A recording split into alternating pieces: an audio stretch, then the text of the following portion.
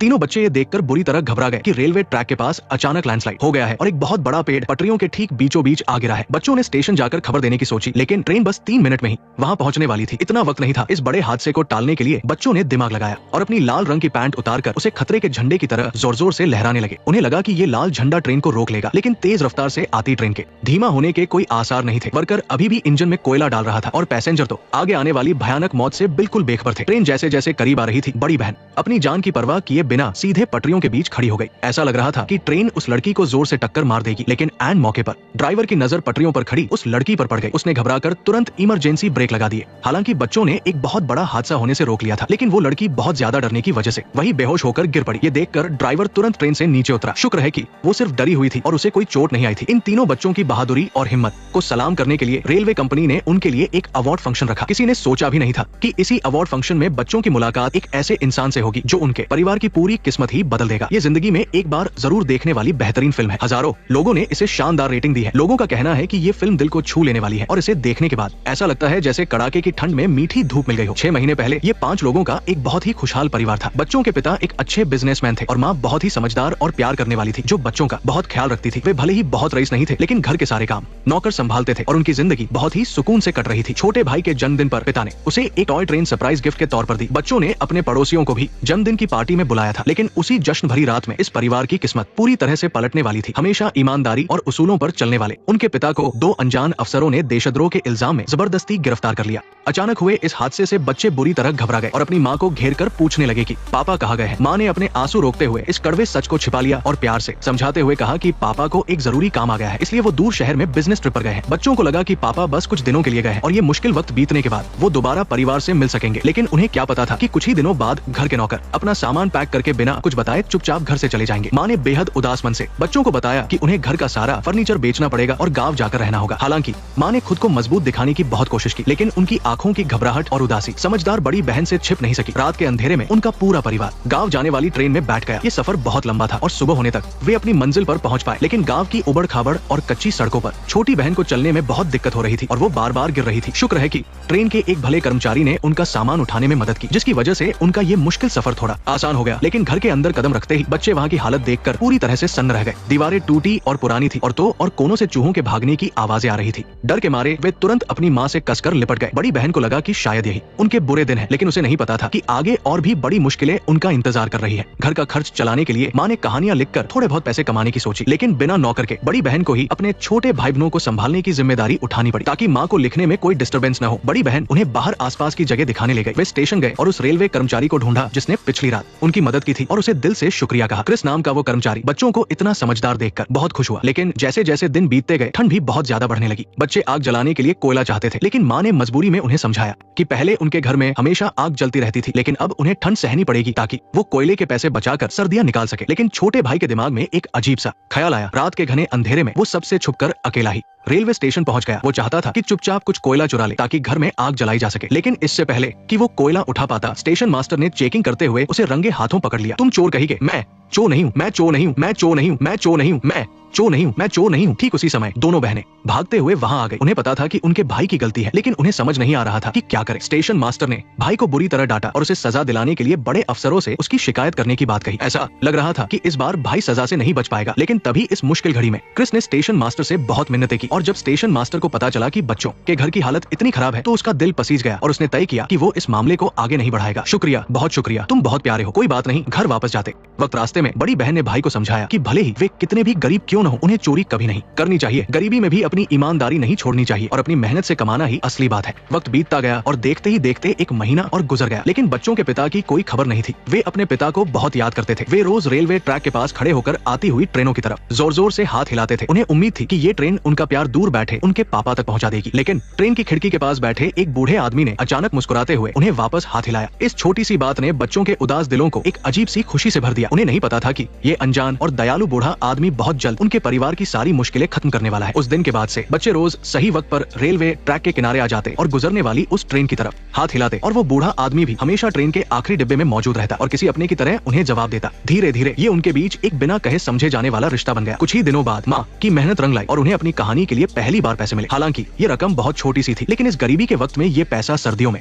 धूप की तरह था, जिससे परिवार को एक नई उम्मीद मिली। लेकिन बुरी किस्मत से अभी तो उनकी जिंदगी में थोड़ी सी खुशी आई थी कि अचानक एक और मुसीबत आ गिरी। माँ को अचानक बहुत तेज फ्लू हो गया। डॉक्टर ने उन्हें चेक करके कुछ हेल्दी खाने की एक लिस्ट दी और कहा कि उनके लिए ये सब लाना बहुत जरूरी है ताकि वो जल्दी ठीक हो सके। लेकिन घर में पैसों की बहुत भारी तंगी थी। अपनी माँ को जल्दी ठीक करने के लिए बच्चों ने फैसला किया कि वो माँ की कमाई का सारा पैसा उनके लिए हेल्दी खाना खरीदने में लगाएंगे और खुद के लिए सिर्फ सस्ती ब्रेड खरीदकर गुजारा कर लेंगे। लेकिन फिर भी वो पैसे पूरे खाने के लिए काफी नहीं थे और इसी वजह से माँ की तबीयत और भी खराब होती जा रही थी। अगले दिन समझदार बड़ी बहन को आखिर एक तरकीब सूझी। उसने घर से एक सफेद चादर निकाली और उस पर बड़े बड़े अक्षरों में अपना मैसेज लिखा। उसने हिम्मत जुटाकर ट्रेन वाले उस बूढ़े आदमी से मदद मांगने का फैसला किया। जब ट्रेन अपने वक्त पर आई तो वो बूढ़ा आदमी हमेशा की तरह आखिरी डिब्बे में बैठा था। लेकिन जब उसने बाहर देखा तो वहाँ सिर्फ 2 ही बच्चे खड़े थे। दोनों भाई बहनों ने मिलकर उस सफेद चादर को हवा में ऊंचा उठाया जिस पर लिखा था स्टेशन पर ध्यान दीजिए। ये देखकर बूढ़े आदमी को फौरन समझ आ गया कि बच्चे किसी बड़ी मुसीबत में हैं। जैसा उसने सोचा था, बड़ी बहन स्टेशन पर उस बूढ़े आदमी का बेसब्री से इंतजार कर रही थी। उसने हाथ में एक लिफाफा पकड़ा और तेजी से आगे बढ़कर बड़े ही अदब से कहा। लड़की ने उस चिट्ठी में बड़े ही साफ अक्षरों में अपने परिवार की सारी मुश्किलें और गरीबी के बारे में लिखा था और साथ में डॉक्टर की बताई हुई हेल्दी खाने की लिस्ट भी रखी थी। बहन ने चिट्ठी में ये भी वादा किया था कि जब वो बड़ी हो जाएगी तो वो उस बूढ़े आदमी को पाई पाई लौटा देगी। चिट्ठी पढ़ने के बाद आदमी के चेहरे पर एक हल्की सी मुस्कान आ गई। वो बच्चों की इस ईमानदारी और खुददारी से बहुत ज्यादा खुश हो गया। उसी दिन दोपहर को क्रिस एक बहुत ही भारी बक्सा लेकर बच्चों के घर पहुंचा। दरअसल ये बक्सा उसी बूढ़े आदमी ने उनके लिए भिजवाया था। बक्सा नीचे रखते हुए क्रिस अपने रास्ते की कोई मजेदार कहानी सुनाने लगा, लेकिन तीनों बच्चों का पूरा ध्यान उस बड़े से बक्से पर था। उन्होंने क्रिस की बात पर बिल्कुल भी ध्यान नहीं दिया। जब किसी ने भी उसकी बात का जवाब नहीं दिया तो क्रिस ने चुप रहना ही सही समझा। लेकिन मासूम छोटे भाई को लगा कि शायद क्रिस बक्सा लाने के बदले टिप मांग रहा है। उसे नहीं पता था कि भले इंसान क्रिस को इस गलतफहमी की वजह से बहुत बुरा लगा। बस इसे नीचे रख 2 बच्चे, मैं बस इतना कहना चाहता था कि मुझे तुम्हारी माँ की बीमारी का अफसोस है। उनके लिए कुछ मीठा ले आना क्योंकि इसमें से बहुत अच्छी खुशबू आ रही है। मुझे कुछ भी नहीं चाहिए। बच्चे बेताबी से बक्सा खोलते हैं और देखते हैं कि लिस्ट में लिखा सारा हेल्दी खाना उसमें मौजूद है और तो और उसमें 2 मुर्गियां भी एक्स्ट्रा थी। अगले दिन वो बूढ़ा आदमी हमेशा की तरह ट्रेन के आखिरी डिब्बे में बैठा था। तीनों बच्चों ने दूर से ही इशारा करके उसे बताया कि उनकी माँ की तबीयत अब ठीक हो रही है। ये देखकर उस बूढ़े आदमी के चेहरे पर एक सुकून भरी मुस्कान आ गई। उसे यकीन नहीं हो रहा था कि उसकी छोटी सी मदद ने एक पूरे परिवार को इतने बड़े संकट से बाहर निकाल लिया। लेकिन जब माँ को पता चला कि बच्चों ने छुपकर उस बूढ़े आदमी से मदद मांगी थी तो वो बहुत गुस्सा हो गई। उन्होंने बच्चों को बुरी तरह डांटा कि उन्हें किसी अनजान आदमी से ऐसे मदद नहीं मांगनी चाहिए थी। माँ की बातें सुनकर बच्चे बहुत उदास हो गए। वो तो बस इतना चाहते थे कि उनकी माँ जल्दी से ठीक हो जाए। उन्हें अंदाजा नहीं था कि उनके इस भोलेपन वाले काम से माँ इतनी ज्यादा नाराज हो जाएंगी। माँ ने फौरन उस बूढ़े आदमी को एक चिट्ठी लिखने का फैसला किया। चिट्ठी में उन्होंने दिल से उस आदमी का शुक्रिया अदा किया, लेकिन साथ ही ये भी साफ कर दिया कि वो इस तरह की मदद के खिलाफ है। उनका मानना था कि वह अपनी मेहनत से अपने परिवार को पाल सकती है और किसी भी कीमत पर मुफ्त में किसी से मदद लेना उन्हें मंजूर नहीं था। एक दिन स्टेशन पर अचानक एक घबराया हुआ विदेशी आदमी पहुंचा। वह लगातार ऐसी भाषा बोल रहा था जो किसी को समझ नहीं आ रही थी। वो प्लेटफॉर्म पर लोगों से मदद मांग रहा था। हार मानकर कर्मचारियों को उसे स्टेशन के वेटिंग रूम में ले जाना पड़ा। बच्चे भी वहाँ पहुँच गए और गौर से उसकी बातें सुनने लगे। उन्हें लगा कि ये आदमी शायद रशियन भाषा बोल रहा है। ये याद आने पर कि उनकी माँ को भी रशियन आती है, उन्होंने फौरन उस आदमी को अपने घर ले जाने का फैसला किया ताकि माँ उनकी बात समझ सके। बातचीत करने के बाद बच्चों को पता चला कि ये आदमी भी उनकी माँ की तरह एक राइटर है, लेकिन राजा के जुल्मों की वजह से उसे अपना देश छोड़ने पर मजबूर होना पड़ा और वो भागकर यहाँ आ गया। वो अपने परिवार की तलाश में यहाँ आया था जो लंदन में भटक रहे थे। इस आदमी को भी अपने जैसी ही मुसीबत में देखकर परिवार ने उसे कुछ दिनों के लिए अपने घर में पनाह देने का फैसला किया। कुछ ही दिनों बाद पहाड़ियों के पास अचानक लैंडस्लाइड हुआ। बड़ी बहन ने अपनी जान की परवाह किए बिना तेजी से आती ट्रेन को रोकने के लिए अपनी पूरी ताकत लगा दी और अवार्ड फंक्शन के दिन वो आखिरकार उस बूढ़े आदमी से आमने सामने मिली। आखिरकार हमारी मुलाकात हो ही गई। हाँ, ट्रेन कंपनी का डायरेक्टर होने के नाते मैं तुम्हें शुक्रिया कहना चाहता हूँ। शुक्रिया। तो पता चला कि वो बूढ़ा आदमी रेलवे कंपनी का डायरेक्टर है। काफी सोचने के बाद बहन ने हिम्मत जुटाई और उस बूढ़े आदमी से मदद की गुजारिश की ताकि वो उस राइटर के परिवार को ढूंढने में मदद कर सके। बातचीत के दौरान छोटी बहन ने घर में रखी अपनी सबसे अच्छी चाय पत्ती निकाली और उस बूढ़े आदमी के लिए गर्मागर्म चाय बनाई। उसकी आंखों में अचानक खुशी की चमक आ गई और वो छोटी बहन की चाय की तारीफ करते नहीं थक रहा था। तीनों बच्चों की मासूमियत और उनके उत्साह ने उसके दिल को छू लिया। कुछ दिनों बाद वो बूढ़े जेंटलमैन एक अच्छी खबर लेकर आए। उन्होंने सच में उस राइटर के परिवार वालों से बात कर ली थी। बच्चे खुशी से झूम उठे और जल्दी से राइटर को ये खुशखबरी देने चल पड़े, लेकिन जल्दबाजी में वो क्रिस को पीछे छोड़ गए। छोटी बहन बहुत समझदार थी। उसने तुरंत क्रिस की वो उदासी देख ली जो वो छिपाने की कोशिश कर रहा था। क्रिस भले ही ऊपर से थोड़ा सख्त और कड़वा था, लेकिन अंदर से वो बहुत नरम था। बड़ी बहन ने कमरे में जाते ही खुशी से राइटर को ये खबर दी। इतने समय से भटक रहे उस आदमी की आंखों में आंसू आ गए। उसे अपना खोया हुआ परिवार वापस मिल रहा था, जिसके लिए वो बहुत आभारी था। सबके साथ राइटर ने उस जगह को अलविदा कहा जहाँ उसे पनाह मिली थी और उस बग्घी में बैठ गया जो उसे उसके परिवार के पास ले जा रही थी। इसके बाद माँ ने खास तौर पर उस बूढ़े जेंटलमैन को मदद के लिए शुक्रिया कहा, लेकिन बूढ़े आदमी ने बस मुस्कुरा कर कहा कि इसकी कोई जरूरत नहीं है। उन्होंने कहा कि अच्छाई कभी अकेले नहीं चमकती, अगर कोई मदद का हाथ बढ़ाता है तो ये गर्माहट लोगों के बीच फैलती जाती है, ठीक वैसे ही जैसे तुमने उस राइटर को पनाह दी थी। दूर जाती बग्घी को देखकर बड़ी बहन सोचने लगी कि काश वो भी अपने पिता से मिल पाती, लेकिन उसे ये नहीं पता था कि उसके दिल की ये ख्वाहिश किस्मत के पहियों के साथ धीरे धीरे पूरी होने वाली थी। दिन ऐसे ही शांति से बीत रहे थे। एक दिन बहन रोज की तरह घर लौटी तो देखा कि जो दरवाजा हमेशा खुला रहता था वो बंद है। वो हैरानी से दरवाजा खोलकर अंदर गई तो देखा कि घर का माहौल बहुत प्यारा था। घर वाले उसके लिए एक सरप्राइज बर्थडे पार्टी की तैयारी कर रहे थे। हैप्पी बर्थडे का गाना बजने लगा और माँ ने मुस्कुराते हुए उसे एक प्यारा सा बर्थडे गिफ्ट दिया। छोटे भाई ने अपनी सबसे फेवरेट टॉय ट्रेन अपनी बहन को गिफ्ट कर दी, जिस पर बहुत सारी रंग बिरंगी टॉफियां लगी थी। हालांकि ट्रेन की मोटर खराब हो चुकी थी, लेकिन बहन बिल्कुल भी निराश नहीं हुई। वो जानती थी कि ये उसके भाई का सबसे प्यारा तोहफा है। उसने गिफ्ट ले लिया और मन ही मन तय किया कि वो इस टॉय ट्रेन को ठीक करके वापस अपने प्यारे भाई को देगी। ये एक बड़ी बहन का अपने छोटे भाई के लिए एक प्यारा सा सरप्राइज था। अगले ही दिन वो उस ट्रेन को लेकर रेलवे के लोगों के पास ठीक कराने गई। उन लोगों ने उसे पहचान लिया कि ये वही लड़की है जिसने पूरी ट्रेन के लोगों की जान बचाई थी, इसलिए वो तुरंत मान गए। जब भाई ने अपनी टॉय ट्रेन को बिल्कुल ठीक और नया जैसा देखा तो उसकी खुशी का कोई ठिकाना नहीं रहा। लेकिन इसी खुशी के पल में छोटी बहन ने उत्सुकता से क्रिस का जन्मदिन पूछ लिया। क्रिस एक पल के लिए चौंका और फिर धीरे से बोला कि उसका जन्मदिन इसी महीने की तारीख को है, और फिर थोड़ी झिझक के साथ बताने लगा कि वो रोजी रोटी कमाने में इतना बिजी रहता है कि उसने कई सालों से अपना जन्मदिन नहीं मनाया है। उसकी इन बातों को उन तीनों प्यारे बच्चों ने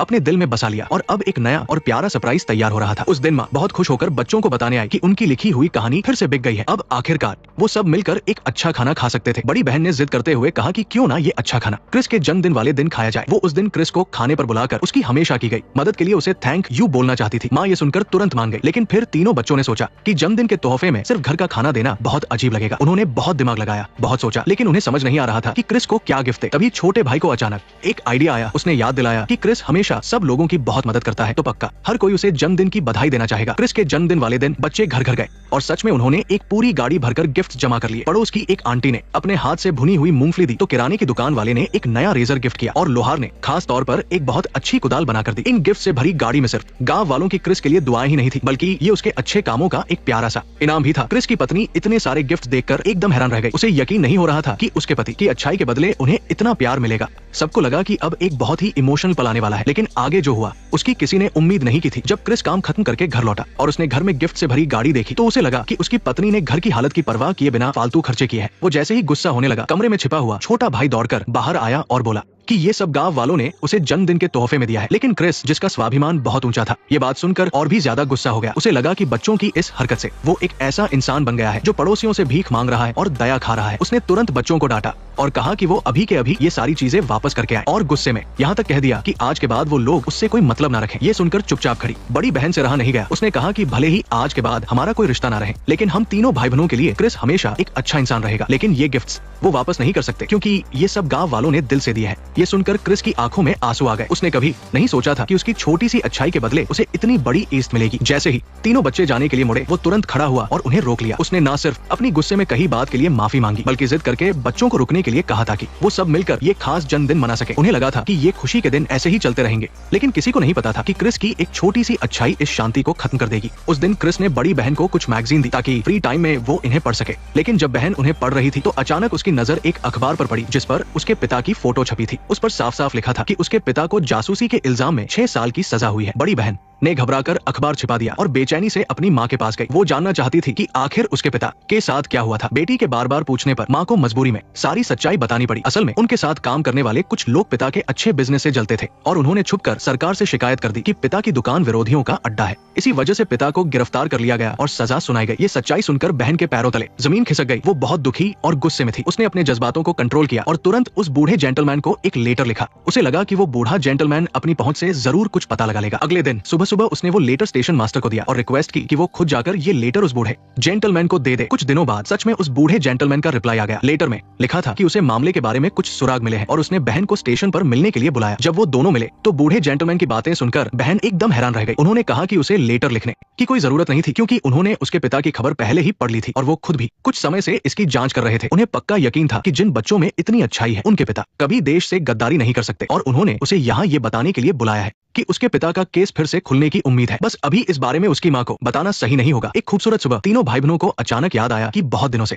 वो रेलवे ट्रैक पर जाकर उस बूढ़े जेंटलमैन को हेलो बोलने नहीं गए हैं। वो तुरंत भागते हुए पहाड़ी की तरफ गए। वहां पहुंचते ही उन्हें वो जानी पहचानी ट्रेन आती हुई दिखी, लेकिन रोज से अलग। इस बार ट्रेन के सभी लोगों ने अपना सिर बाहर निकाला हुआ था और वो खुशी से उनकी तरफ हाथ हिला रहे थे, और वो बूढ़े जेंटलमैन तो और भी ज्यादा जोर से हाथ हिला रहे थे। तीनों बच्चे बहुत कंफ्यूज थे, उन्हें कुछ समझ नहीं आ रहा था। छोटे भाई बहन जल्दी से घर गए और माँ को इस अजीब सी बात के बारे में बताया, लेकिन बड़ी बहन को दिल ही दिल में कुछ अजीब सा एहसास होने लगा था। वो अकेली, घबराहट और धड़कते दिल के साथ धीरे धीरे स्टेशन की तरफ जाने लगी। अजीब बात यह थी कि रास्ते में मिलने वाला हर इंसान उसे देखकर मुस्कुरा रहा था और खुद आगे बढ़कर उससे बात कर रहा था। जब बहन स्टेशन पहुंची तो स्टेशन मास्टर ने उससे कहा कि 11:50 वाली ट्रेन एकदम सही समय पर आएगी। क्रिस भी भागता हुआ आया और उसके चेहरे पर एक बड़ी सी खुशी थी जो छिप नहीं रही थी। कोई भी उसे ये नहीं बता रहा था कि आखिर हो क्या रहा है, लेकिन उसका दिल जोरों से धड़क रहा था। जैसे ही ट्रेन धीरे धीरे उसके सामने आकर रुकी, ट्रेन के दरवाजे पर एक जानी पहचानी परछाई दिखाई दी। वो साया अभी भी वैसा ही ईमानदार और सच्चा लग रहा था। हाँ, वो कोई और नहीं बल्कि बच्चों के पिता थे, जिन्हें देखने के लिए वो तरस रहे थे। पिता और बेटी ने एक दूसरे का हाथ जोर से पकड़ लिया। उनकी आंखों में इतने समय बाद मिलने की खुशी थी और जल्दी से घर पहुंचने की बेचैनी भी। वो घर की तरफ चल दिए। बड़ी बहन तेजी से आगे चली गई ताकि वो घर वालों को ये खुशखबरी दे सके, जबकि पिता आंगन के बाहर खड़े होकर